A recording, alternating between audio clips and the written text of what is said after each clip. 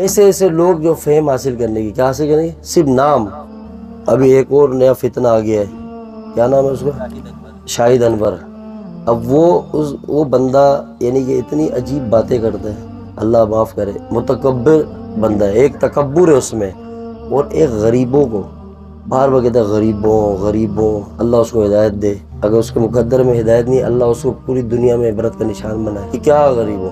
कोई गरीब होना अमीर होना ये तो रब की तरफ से ना यार, जिसको अल्लाह ने जितना रिज़्क़ दिया है। मुसलमान का तो ये, अगर वो मुसलमान है तो बोलता मुसलमान हो। कल उसकी एक वीडियो देखे, मस्जिद के बाहर खड़ा है और ख़ुद एक लग्जरी गाड़ी में बैठा हुआ है, और मस्जिद के बाहर जितनी गाड़ियाँ खड़ी है उनकी तरफ इशारा करके कह रहा है ये सारे गरीब 2 टके के लोग, इनकी गाड़ियाँ, मस्जिद की नमाज़ पढ़ के निकल रहा है जुम्मे की।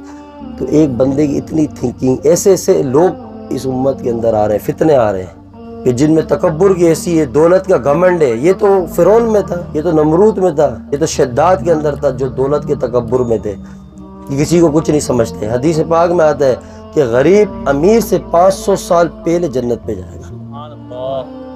और पूरी कायनात के आका और मौला सल्लल्लाहु अलैहि वसल्लम अगर अमीरी और बादशाहत में कुछ रखा होता तो जिनके कदमों की, बल्कि जिनकी आल के कदमों के सदके दुनिया को बादशाहत मिल रही है, उन्होंने खुद बादशाहत को ठुकरा दी और ख़ुद सादी ज़िंदगी गुजारी, जिनके हम मानने वाले। आप अपनी ज़िंदगी में मेहनत करें, अपने लिए करें जो कर सकते हैं। इस्लाम ने ये हमें तालीम दी है कि आप मेहनत करें, हलाल माश तो इबादत है, लेकिन किसी को तहकीर की नज़र से देखना, हकारत की नज़र से देखना, उसको डिग्रेड करना, ये इस्लाम की तालीमात ही नहीं है। तो ऐसे ऐसे फितने हैं जो आ रहे हैं लगे हुए, अल्लाह हिफाजत करे सबकी इनसे।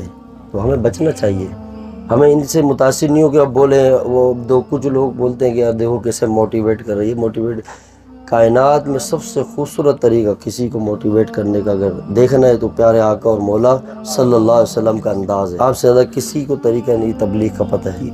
एक वक्त आएगा देखना इंशाल्लाह ये बिल्कुल ज़मीन पे आके बैठ जाएगा, ये देख लेना। फिर उस दिन गरीब इसको कहेंगे गरीबों घर को जाना से, आखिर में देखना है। क्योंकि अल्लाह ताला को सबसे ज़्यादा जो नापसंदीदा चीज़ है वो तकब्बुर है, कि दौलत का घमंड, तकब्बुर। क्योंकि इंसान खुद तो गरीब नहीं है। अगर अभी हम जितने यहाँ बैठे हैं, हम सब अगर करोड़पति बनने का रास्ता जानते तो हम रातों रात नहीं बनते। ये हर बंदे आप में से कौन ऐसा है जो मेहनत नहीं कर रहा अपनी ज़िंदगी? कर रहा है ना, किसी न किसी स्टेप पे है, ज़िंदगी कर रहा है। तो इसीलिए कभी अपने अंदर तकब्बुर ना, ये मर्ज़ है और ये बहुत बड़ी सतह पे इस उम्मत में गुमराही फैला रहे हैं। फिर हम नहीं तो हमारी नस्लें के तो ईमान जाएगा ना। आपकी सोच ये हो, हमारी सोच कि हम और हमारी नस्लों का भी अल्लाह ईमान महफूज करे। सबसे बड़ी नेमत ईमान की दौलत है और कुछ भी नहीं है।